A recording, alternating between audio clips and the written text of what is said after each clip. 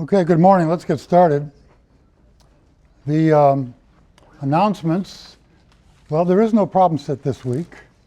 Maybe you guessed that because you didn't see one posted on Friday. There will be one most weeks, but things have gotten a bit busy in the course with you have a lab due. You've got a new lab you'll be starting this week. You had an exam on Friday. We'll be, I hope, handing that exam back on Wednesday and talking about it. So it's a fairly busy week. So we'll take a quick break from the problem sets. Lab 2 has to do with weather balloons. If the weather holds today and tomorrow, you'll be launching small weather balloons from the top of KGL this afternoon and tomorrow afternoon, and the TAs will tell you how to get yourself ready for that kind of an exercise. Are there any questions before we begin today? Well, when I lectured last on Wednesday of last week, we went through a long PowerPoint presentation about water in the atmosphere, and there was a lot of information in that, and of course that lecture's been posted, but today we're going to continue on from that. We're not finished with water in the atmosphere. We're going to move more towards the subject of precipitation, how precipitation forms. And let me begin by just describing what you see when you look at a cloud. So I've got a little cartoon here. I'm going to make a cloud in just a minute, but what do you see when you look at a cloud? There's the cloud. There's you as the observer. When you look away from the cloud, you're seeing sunlight that has scattered off air molecules,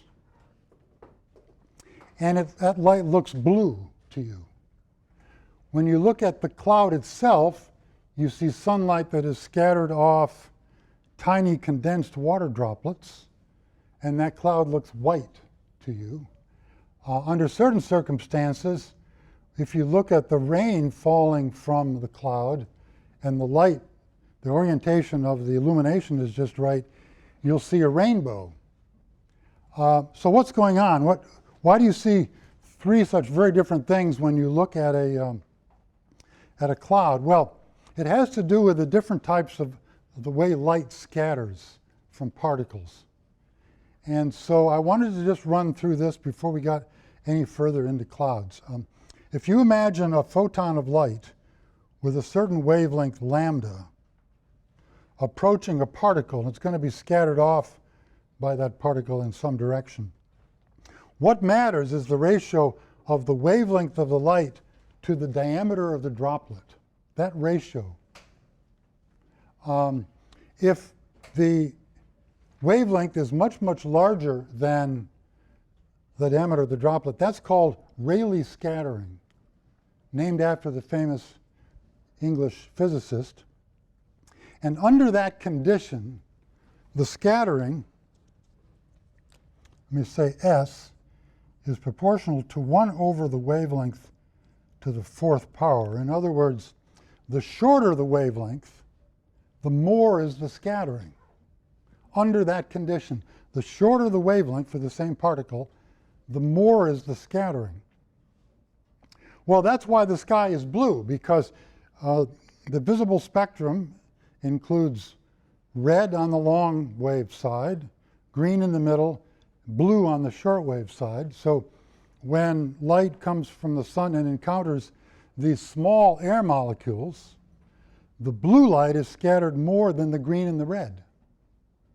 And therefore the light scattered to your eye, and what you saw this morning as you walked up the blue sky, that's because that scattering is from very small molecules, which places you into the Rayleigh scattering regime, where short wavelengths scatter more intensely than the longer wavelengths.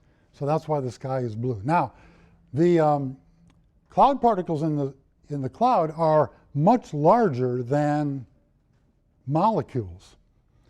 They are typically 10 microns in size, which is of such a wavelength that it puts you into the so-called Mie scattering regime, where wavelength is within 1 or 2 orders of magnitude of the diameter. It doesn't have to be close to the same as the diameter, but within a factor of 10 or 100 of the, I see you straining to see that. Let me pull this down a little bit. Might help a little bit. Me scattering, if you're in that regime, all wavelengths are scattered roughly equally.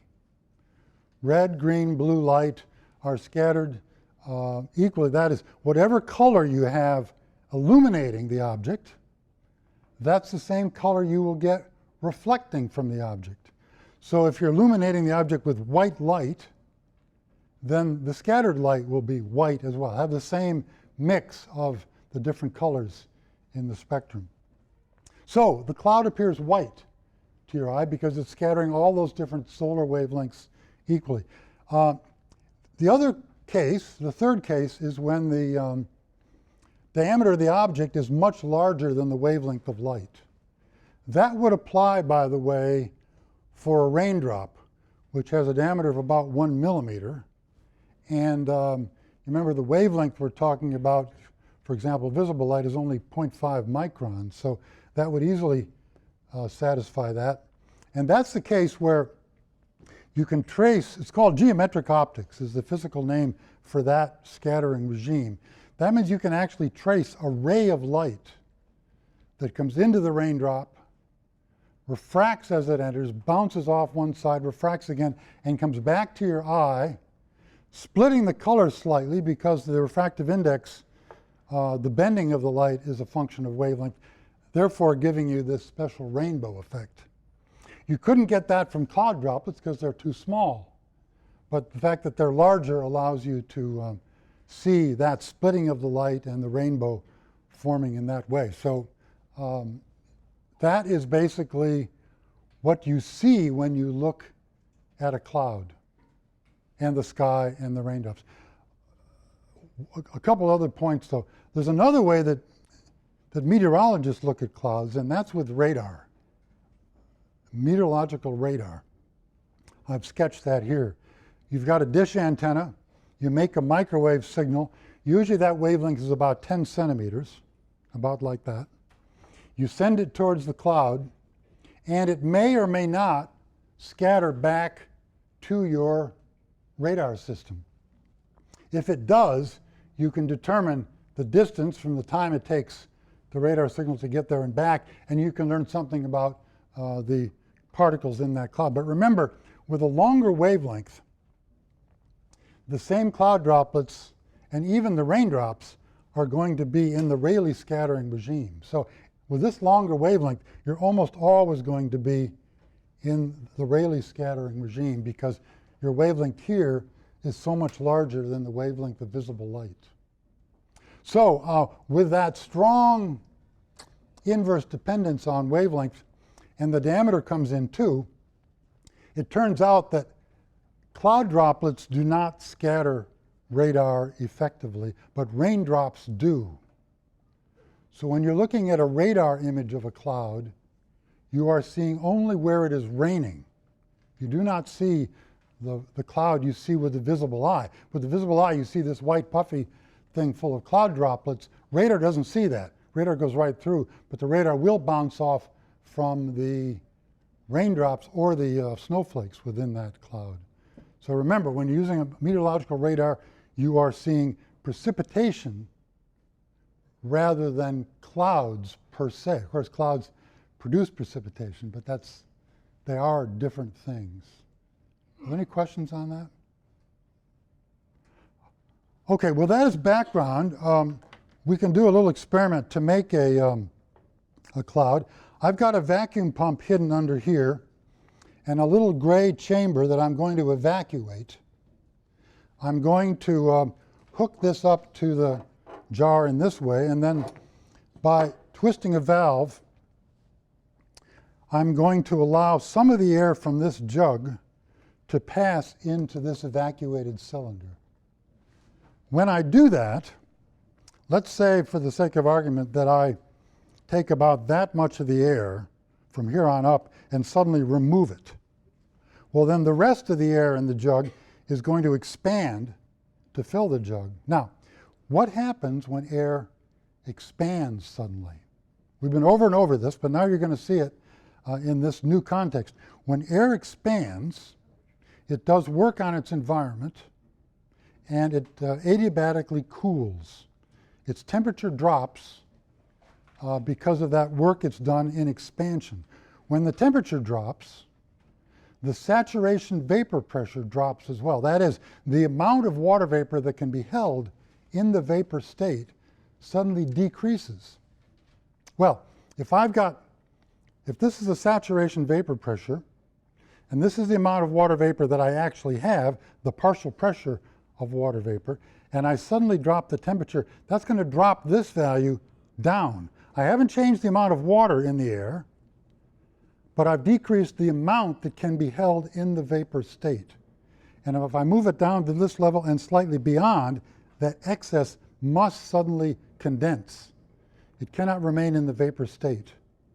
And therefore, I'm going to force a cloud to form in very much the same way that the atmosphere does, by adiabatic expansion. The only difference is, instead of getting the adiabatic expansion by lifting a parcel up into the atmosphere, I'm doing it with this little apparatus of suddenly dropping the pressure. Are there questions on this? Now, I'm going to give it a few condensation nuclei because I'd prefer to form a large number of small droplets rather than a small number of large droplets. It'll make the cloud more visible that way.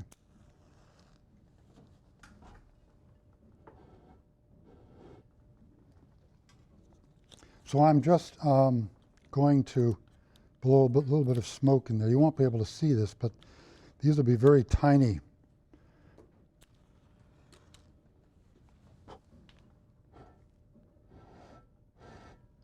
These will be very tiny aerosol particles just to give the water something to condense onto.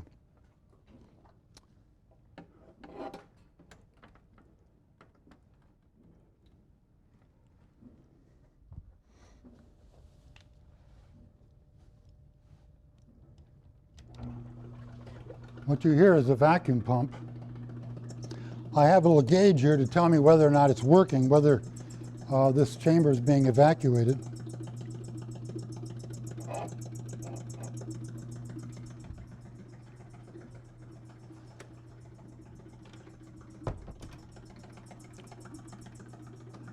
I've put it on this overhead projector to get nice illumination of the chamber. And you see it's empty now. There's nothing there.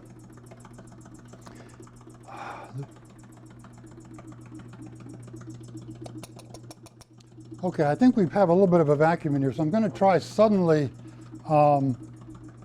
opening of, right now this valve is closed, so there's low pressure here, but normal atmospheric pressure in the jar. But when I open that valve, some of the air is going to be sucked off, and we'll see. This doesn't always work, but we'll see if we can form a cloud this morning.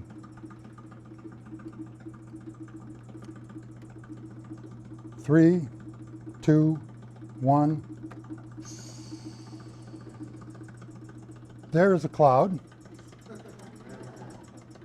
Now this is a reversible process where I suddenly, to bring that parcel back down in the atmosphere, or here, just let the pressure build up, it would compress, warm, and remove the cloud. So on the count of 3, I'm just going to rip the top out of there and let atmospheric pressure push that down again.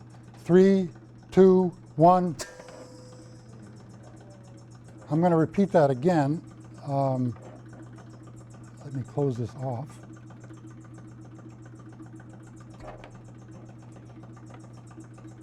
Well, let me take questions for a minute about what I've done here. Are there any questions about what I'm actually doing physically up here? Question? So I'm evacuating this gray cylinder. It's just a little reservoir of low pressure. When I open the valve, then some of this atmospheric pressure is going to bleed off into here, allowing the rest of the air to expand suddenly. That's just what happens when an air parcel rises up in the atmosphere and expands, cools adiabatically, drops the saturation vapor pressure, and the excess water vapor must then immediately condense. And it's finding one of the small particles in there, condensation nuclei, to condense on. Notice how small these particles are. You may have seen them swirling around, but they didn't fall out. Let's watch that the next time I do the experiment here. I think we're set. Haven't got a very good vacuum. Maybe this wasn't closed properly.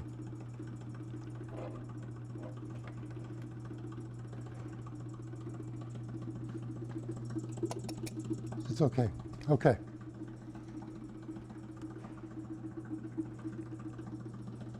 Three, two, one.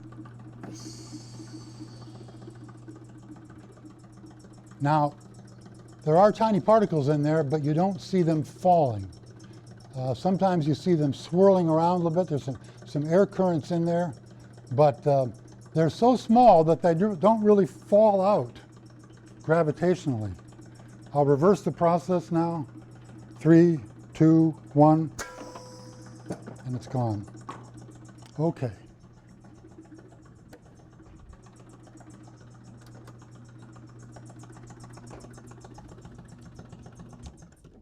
That is how a cloud forms.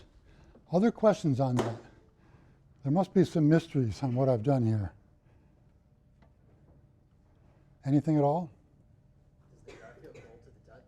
I'm sorry? Does the jar feel cold? No.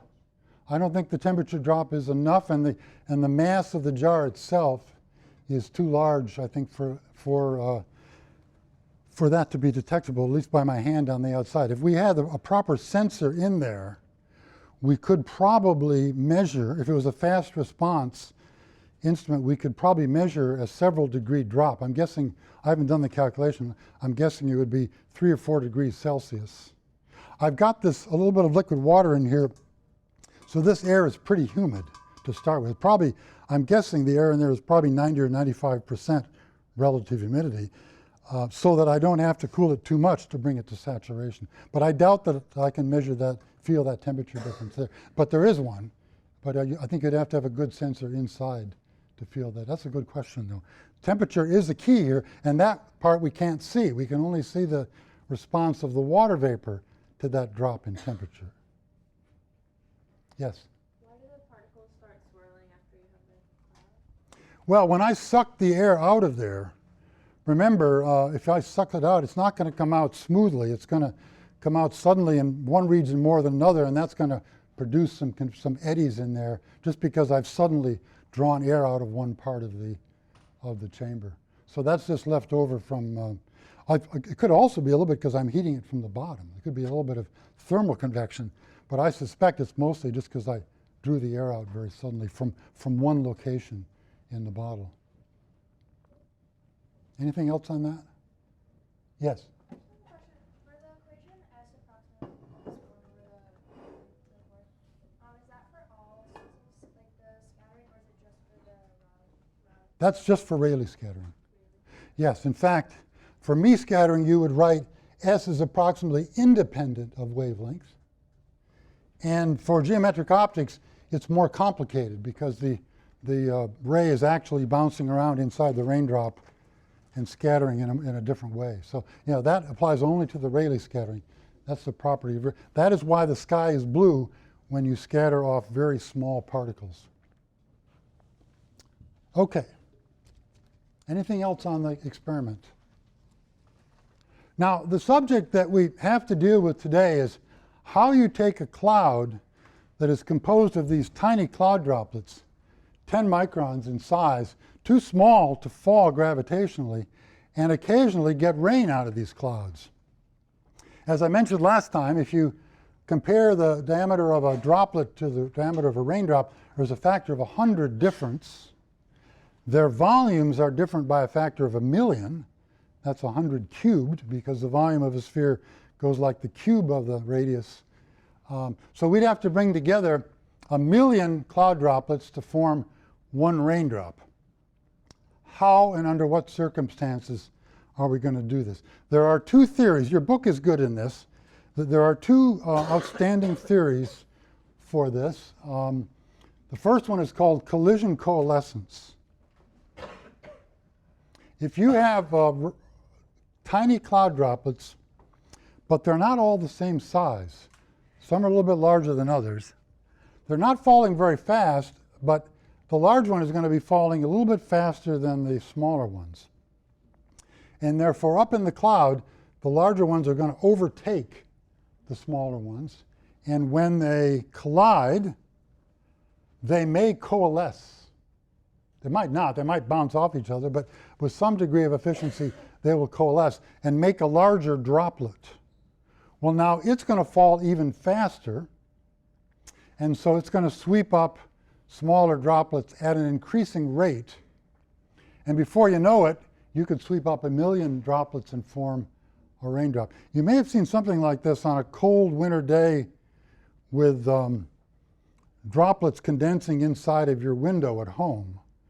Sometimes a drop will start to move down the window, and then as it collects up other droplets, suddenly it'll fall right to the bottom of the window. That's kind of what I'm talking about with collision coalescence.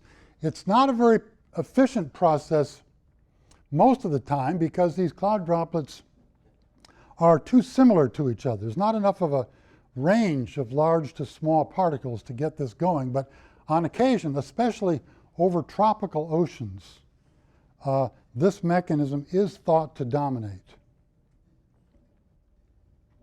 The other mechanism is a little more complicated, so follow this argument closely. It assumes that you have supercooled water droplets, tiny droplets at a temperature colder than 0 degrees Celsius. It wants to freeze. It's cold enough to freeze, but it needs something to trigger the freezing. That's called a freezing nucleus. Some little particle of dust or some little speck of something or other that would trigger one of those to freeze. So imagine you've got a cloud with supercooled liquid water, and something makes one of those droplets suddenly freeze. So I've drawn it now with a 6-sided shape indicating it's an ice crystal. It turns out, here's the key, that ice at the same temperature as liquid water has a slightly lower saturation vapor pressure. Ice and water at the same temperature, the ice has a slightly lower water vapor, or saturation water vapor pressure. That means that the ice is a little more attractive to water vapor than the liquid is. So I freeze one of these droplets, and immediately it starts to draw water vapor towards it and grow. Meanwhile, the other droplets begin to shrink because the humidity is decreasing around, which starts to evaporate the cloud droplets that remain. So before long, this thing has grown to be quite large through a vapor deposition process, initially at least, a vapor deposition process. This is a snowflake, and now it's large. It'll begin to fall out of the sky and may reach the ground as a snowflake if the temperature is warm enough. It may do other things. Once it starts to fall, it may start to hit. It may kind of go back to this mechanism. You might start to hit some of these supercooled liquid droplets, and they will freeze on impact, in which case this will grow further by riming, by having supercooled droplets hit and stick and freeze when they hit. Eventually that could lead, for example, to a hailstone, where you first form a snowflake, and then as it falls out, it would collect, by riming, more of these supercooled water droplets. That would eventually produce a hailstone. Any questions on this ice phase mechanism? This is believed to be the most common mechanism for producing rain and snow around the world. In fact, the rain we had over the weekend was almost certainly of this type. So most of the rain you've experienced, unless it's been over the tropical oceans, has probably been formed in this way. Question, yes? Why does the lower saturation vapor pressure So if you remember the definition of saturation vapor pressure, if I have a chamber with the condensed phase there and the vapor up here, saturation vapor pressure is a vapor pressure that will exist here when you're in equilibrium with the condensate, with the condensed vapor. So if I suddenly change this from water to, say, ice, the ice is more attractive to the vapor and will suck a little bit of that extra water vapor out, dropping this until the new equilibrium is reached. So I haven't given you a, say, quantum mechanical explanation for why the vapor pressure over ice is lower, but I've explained what that means. I think that's the best I can do at this stage. This is a trickier mechanism, so I'd be happy to take questions on this if I haven't made this clear. It's called the ice phase mechanism for generating rain and snow. Sometimes it's called the Bergeron mechanism, after the Norwegian scientist that developed the idea. Okay, now with that, then let's talk about some different rain scenarios, rain or snow scenarios.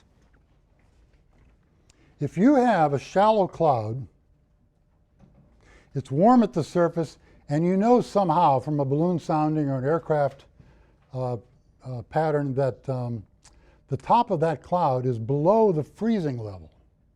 That is, the temperature is greater than 0 degrees Celsius below, less above, but the cloud never reaches that height, and it's raining.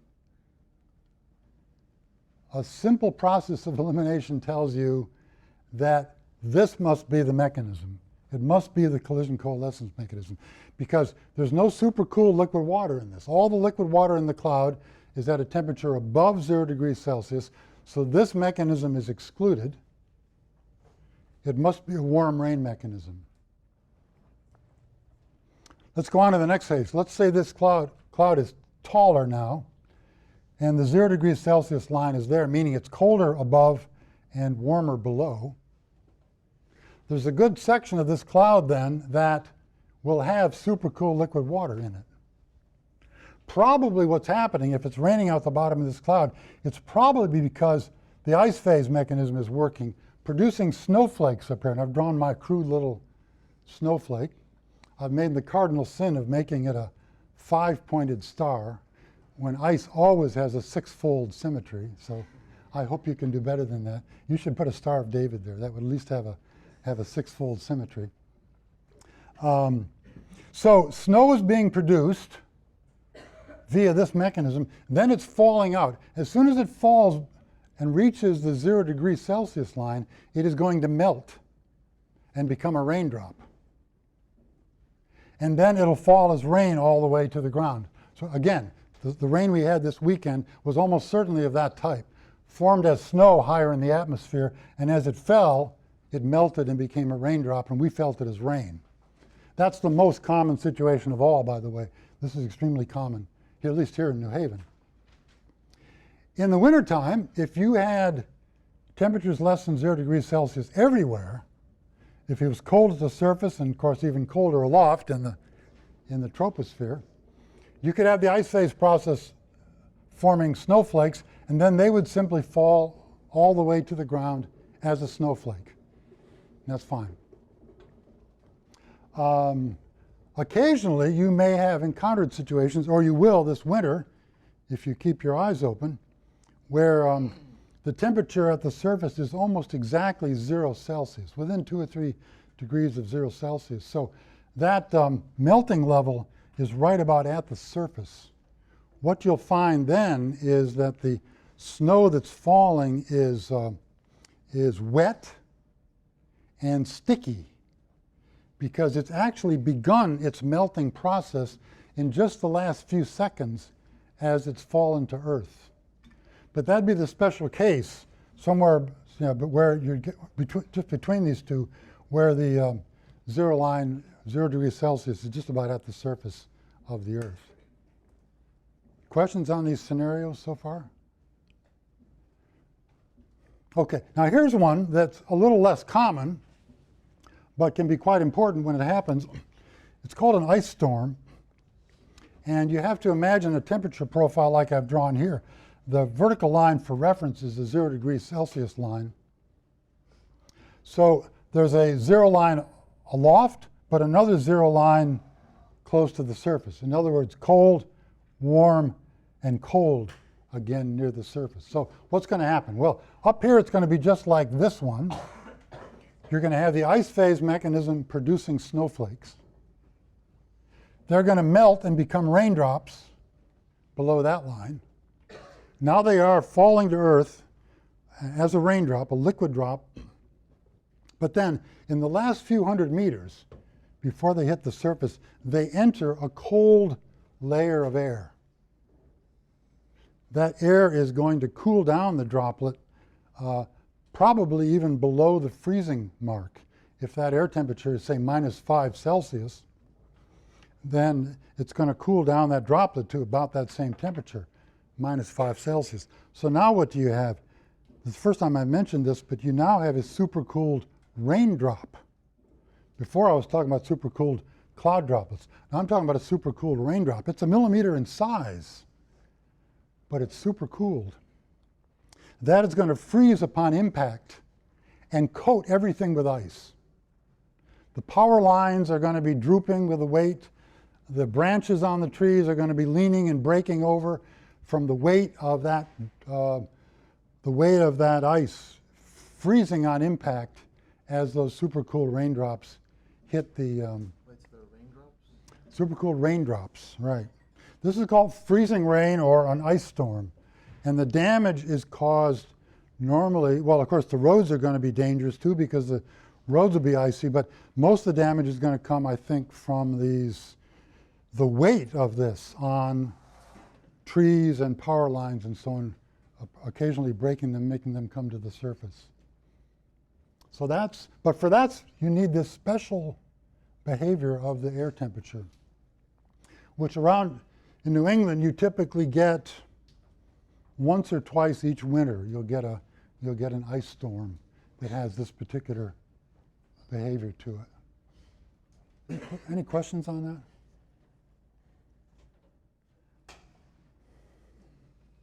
Well, I can probably then say a few words about cloud seeding. Cloud seeding is an attempt to get clouds that are not raining to rain. You can imagine the frustration of a farmer who finds his crops withering for lack of rain, and yet all these clouds are passing by overhead with lots of condensed water, but it's all in the cloud droplet form. Raindrops are not forming. He would give anything if he could just get this process to, one of these two processes to work, the collision coalescence or the ice phase process. If the cloud has supercooled water, he might have a chance. And this is the way you do it. You inject into the cloud some freezing nuclei. You want to get a few of these droplets to freeze. And a good freezing nuclei would be a compound called silver iodide. AgI is the chemical formula for it, because it has a crystal structure very much like that of ice. And so if a particle of silver iodide hits a supercooled cloud droplet, it is likely to cause it to freeze, and then this process could start. So there is a big industry today in cloud seeding of cold clouds. I don't know if I forgot to mention it, but a cloud which has no part of it at a temperature below freezing is often called a warm cloud. Well, that's not going to work for silver iodide cloud seeding. You need to have supercooled water in that droplet, in that cloud for it to work. It would have to be something like this. In that case, you inject the silver iodide either from the ground or from an aircraft or from a rocket, and you hope that you're putting in just enough and not too much. What happens if you put in too much? If you put in too much, you're going to freeze a large number of cloud droplets, and they're all going to be competing for the same water. so they're not going to grow. So on average, you have to freeze about 1 in a million. To make this most effective, you want to freeze about 1 in a million of the cloud droplets. Then you would get 1 million cloud droplets contributing to 1 snowflake. That would be ideal. This is a bit of a dirty subject, though, because there is a lot of people doing this, a lot of cash being handed around and hopeful farmers paying for this. But the scientific, and I should say statistical evidence that this works is not so clear. And the National Science Foundation has stopped funding most of research on cloud seeding because the people that were doing that work were not maintaining the highest standards of statistical verification of their work. The way you need to do, the problem is if you seed a cloud and it rains, how do you know that it wasn't going to rain anyway? That's the big problem. So in order to do this properly, you would have to seed perhaps 1,000 clouds, half with a placebo. You do a blind test, because if you allow the people that are doing the seeding to pick the clouds they're going to seed, they may pick the clouds that look most likely to rain anyway. So you really need to maintain very high standards of statistical verification on this, and in the early days this was not done. The field is beginning to come back now with a little higher level of statistical verification, and it's beginning to become acceptable again scientifically. But as I say, there's still a big industry that, for example, every year seeding all along the Sierra Nevada range in California is done, and the claim is that that has been increasing the snowpack every year. Even in the tropics,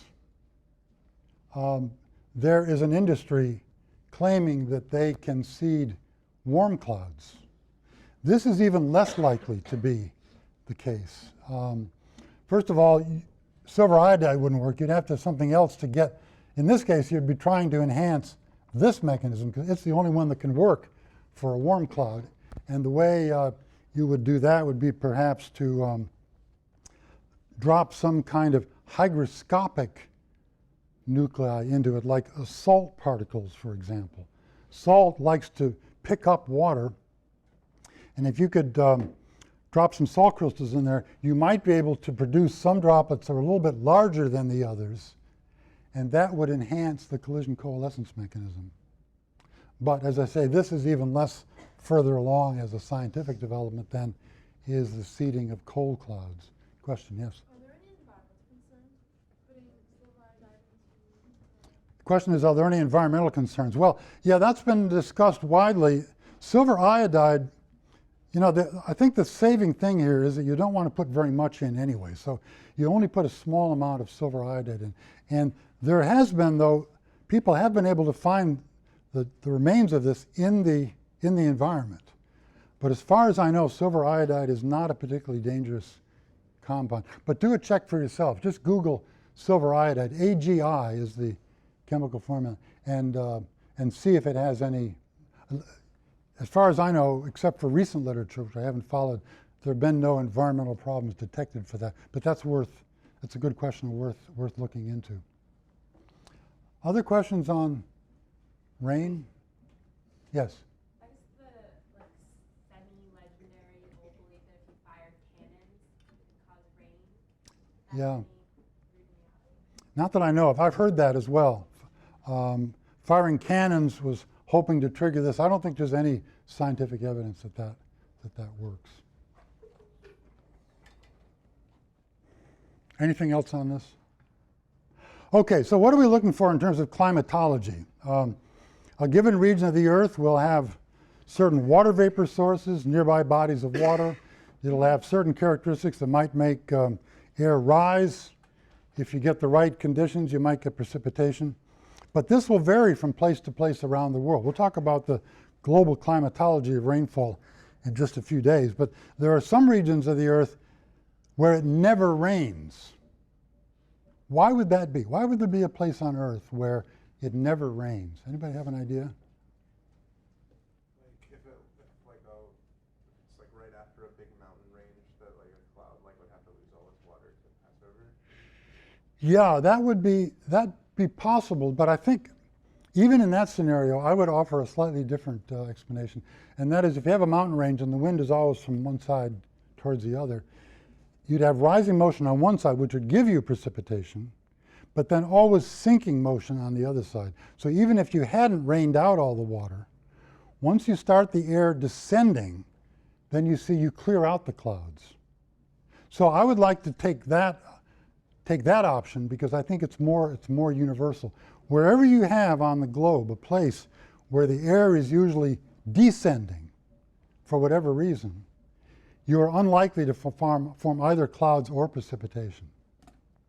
Wherever you have regions where the air is often ascending, then you are much more likely to have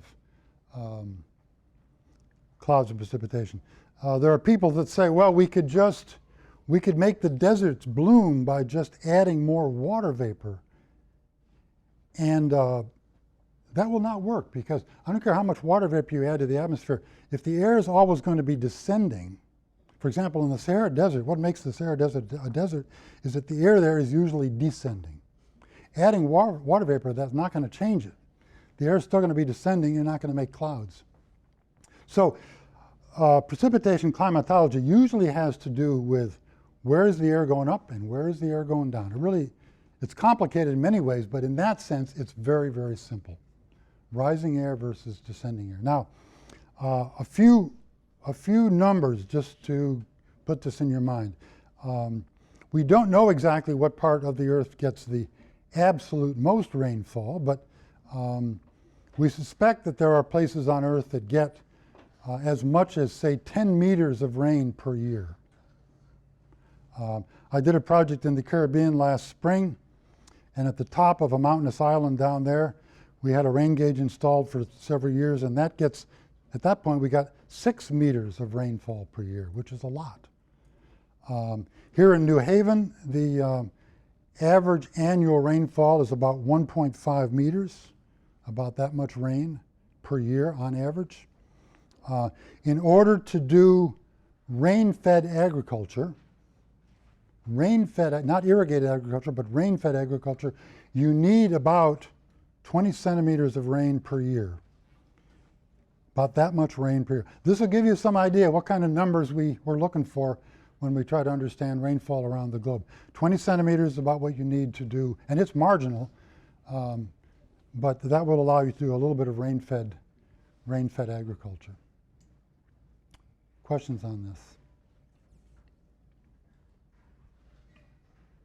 Okay, we have just about enough time for me to mention the other side of this, and that is evaporation. If we now understand what makes it rain, then we have to understand how that water gets back into the atmosphere to balance the water budget of the atmosphere. So just a word about evaporation. For the most part, the rate of evaporation, while it may depend on many things like wind speed over the surface and the humidity of the air, but the most important thing it depends on is the availability of heat. If you don't have enough heat available, you're not going to be able to evaporate water. Why is that? Because remember, the latent heat of condensation and evaporation is a very large number. More than 1 million joules of heat required to evaporate every kilogram of water. So if you try to evaporate water without plenty of heat available, you'll quickly cool that water down and the evaporation will cease. In order to sustain hour after hour evaporation, you've got to have a supply of heat. And that largely depends on the air temperature. So of all the possible controls that might be going on with evaporation, air temperature is the most important one. I've put together a crude empirical formula. I wouldn't use this if I had to do a very accurate calculation, but I use it all the time for quick back-of-the-envelope estimates of how much evaporation is likely to occur. And here's the formula. Now, PET means potential evapotranspiration. Evapotranspiration combines the words evaporation and transpiration, which means it includes both evaporation from water surfaces and transpiration from leaf surfaces. Leaves are very effective evaporating agents. Trees bring water up from the ground in their roots, and then in the leaves there are small pores that allow that water to escape into the atmosphere. So we combine that, evaporation and transpiration, and call it ET. But now this is the potential evapotranspiration, because I want to remind you that if you don't have water there to begin with, you can't evaporate it. So potential evapotranspiration is the evaporation rate you will have if there is water present. If there is water present. And here's the formula. 5.7, a constant that I've developed, times the temperature expressed in degrees Celsius. If you want millimeters per month. If you want millimeters per day, just divide that by 30, and you get 0.17 millimeters per day per degree Celsius, multiplied by the temperature in Celsius. Let's do a quick example. Let's say the average temperature today is going to be 20 degrees Celsius. So 20 degrees Celsius there, multiply that times 20, and what do you get? You get about 4 millimeters of evaporation. So my prediction today, if the average temperature is 20 degrees, that you would get 4 millimeters of evaporation from the New Haven region. Part of it would come from puddles of water, part of it would come from leaves, part from grass, but on average, with a temperature of 20 degrees Celsius, you'd get about 2 millimeters of evaporated water, water going from liquid into vapor during the day. Are there any questions on that? Yeah. Does that consider the relative humidity of? No, so I've neglected a few effects that are rather important as well, such as relative humidity. If the air is drier, it'll evaporate more quickly. If the wind is blowing strong, it'll evaporate more quickly.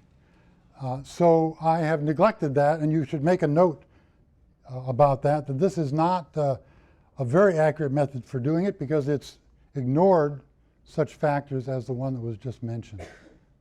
But I often use it when I know what the precipitation is for some part of the world, and I want to know if that's matched by evaporation. I'll do a quick estimate of this, compare it with what I know about that. And that's usually the most important aridity index. To know how much it rains is not sufficient. To know whether a climate's going to be wet or dry, you need to compare the precipitation with the potential evapotranspiration. It's only in that comparison that you get a reasonable number. For example, in the high latitudes, up in northern Canada, for example, it rains very little, but yet it's a very wet climate. Mud, puddles of water everywhere. How can that be if it rains so little? Well, it's cold, and therefore the evaporation is even less. So a wet climate is one that has more precipitation than evapotranspiration. A dry climate is the reverse of that. You always must be comparing the two when you're deciding whether a climate is wet or dry. We're out of time. We'll continue this on Wednesday.